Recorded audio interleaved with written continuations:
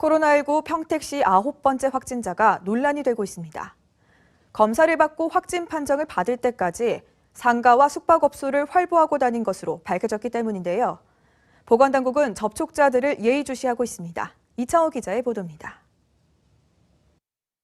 지난 21일과 22일 이틀간 평택에서는 3명의 확진자가 추가 발생했습니다. 평택시 9번째와 10번째, 11번째 확진자 모두 안성의료원에서 격리치료를 받고 있습니다. 그런데 필리핀을 다녀온 9번째 확진자가 코로나19 검진을 받은 뒤 확진 판정이 나오기까지 외부 활동을 한 것으로 드러났습니다. 이 30대 남성은 오산의 지인이 확진 판정을 받자 스스로 드라이브 스루 진료소를 찾아가 검사를 받았으며 검사 이후에도 외부 활동을 계속 이어갔습니다.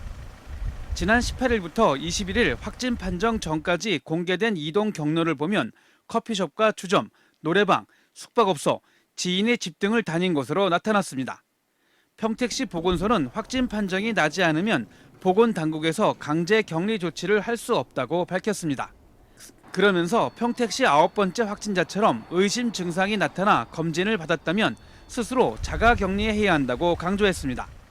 예, 그분은 이제 스스로 검사를 했기 때문에 저희한테 통보는 안 되고 이제 검사 결과가 양성으로 나와서 병원에서 저희한테 통보가 되면 그때는 저희가 자가격리 명령을 통지할 수 있게 이렇게 되어 있습니다.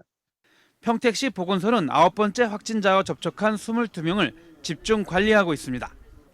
이런 가운데 지역사회 감염에 대한 우려도 커지고 있습니다.